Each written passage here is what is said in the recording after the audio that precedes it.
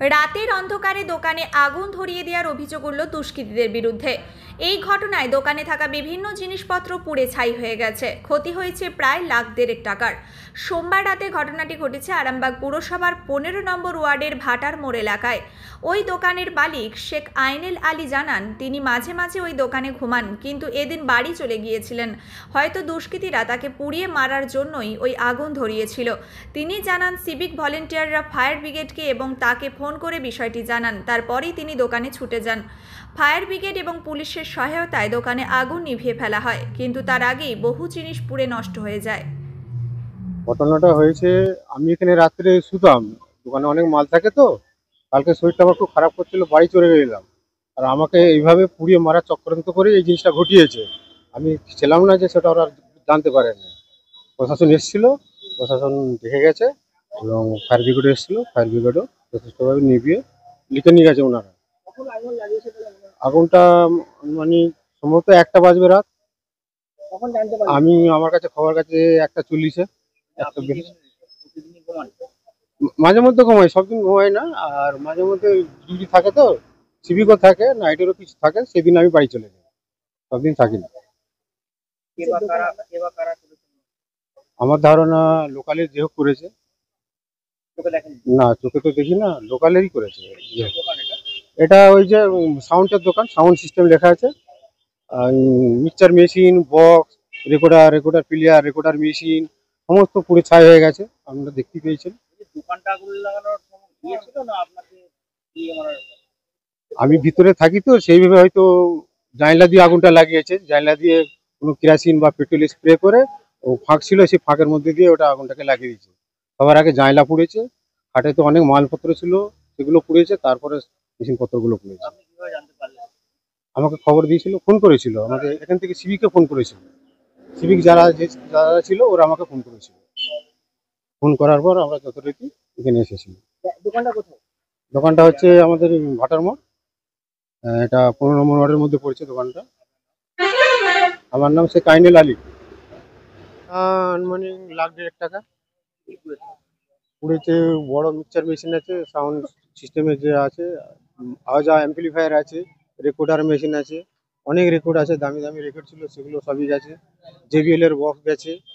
আর সব স্টেশনারির গুডসের মাল ছিল, প্রভৃতি কোম্পানির সব ভুজিয়া, নানা রকম বিগ বল করে অনেক কিছু ছিল, বস্তা সব ঝুরি করে সেসব যা ছিল খাটের মধ্যে সবগুলোই পুড়ে গেছে, ছাই হয়ে গেছে। এগুলো তো কোনো প্রমাণ নেই, একবারে ছাই হয়ে গেছে, এগুলো আধ পোড়া হয়ে রয়ে গেছে মেশিনগুলো। সাউন্ড সিস্টেম, পান, বিড়ি, সিগারেট, স্টেশনারি, ক্যাডবেরি, বিভিন্ন। হ্যাঁ হ্যাঁ হ্যাঁ, যেখানটা ঘুমায় খাটটা, ওই খাটটা। এখন জানতে পারলাম বলতে, এই দোকানদারই সকালবেলায় আমাকে ফার্স্ট টাইমে ফোন করেছিল। ওর মুখ থেকে আমি শুনলাম যে গতকাল রাত্রিতে ও দোকান বন্ধ করে বাড়ি চলে যাওয়ার পর, হঠাৎ করে কেউ বা কারা, পিছনের জানলা দিয়ে মানে কোনো তেল জাতীয় জিনিস ঢেলে ওটাকে আগুন দিয়েছে। ঠিক আছে, আমি সেটা সকালে এসে দেখলাম, আর অনেকেই সব দেখলো। তো এখন সর্বপ্রথম বলি যেটা, আরামবাগের থানার পক্ষ থেকে সিভিক দেওয়া ছিল, সিভিক ডিউটিতে ছিল এবং উনি আগুনটা প্রথম দেখে ফায়ার ব্রিগেডকে ডেকে আগুন নিভানোর চেষ্টা করে। এর জন্য অসংখ্য ধন্যবাদ আরামবাগ থানার সিভিককে এবং প্রশাসনকে। এখন বেশ কয়েকদিন যাবৎ এখানেতে মদ্যপ এবং গাঁজাখোরের দাপট বেড়ে উঠেছে।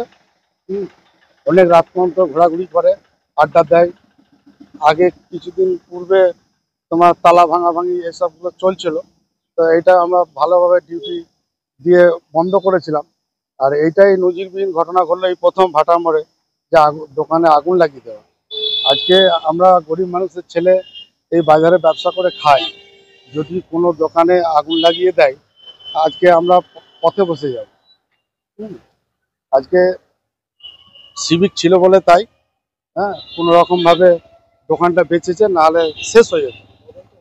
আজকে প্রশাসনের কাছে আমি দৃষ্টি আকর্ষণ করব যে এই জায়গাটাকে একটু কড়াভাবে যেন দেখে, যেন এই দাপট মদ্যপ আর গাঁজাখোরেদের, এই দুষ্কৃতীদের হ্যাঁ, তাণ্ডবটা যেন বন্ধ হয়।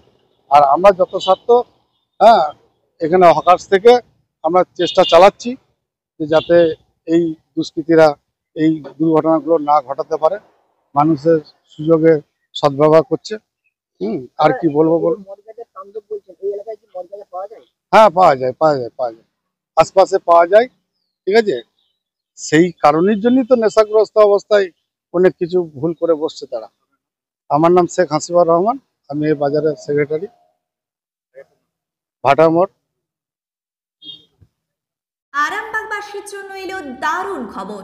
এখন আরামবাগের নপাড়া ফুটবল মাঠের কাছেই খুলে গেছে ক্যাম্পার ডিস্ট্রিবিউটার পয়েন্ট। তাই আরামবাগ থানার অন্তর্গত সমস্ত ব্যবসায়ী ভাই বোনেদের জানানো যাচ্ছে, আপনারা যদি ক্যাম্পা প্রোডাক্ট নিয়ে ব্যবসা করতে চান তাহলে আর দেরি না করে এখনই যোগাযোগ করুন।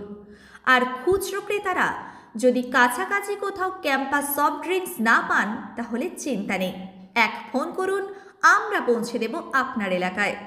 যোগাযোগ করুন আরামবাগ নপাড়া খেলার মাঠের কাছে। মোবাইল নম্বর 814534115573 এবং 8768338084। আরামবাগে এখন থেকে ক্যাম্পা মানেই তাজা স্বাদ।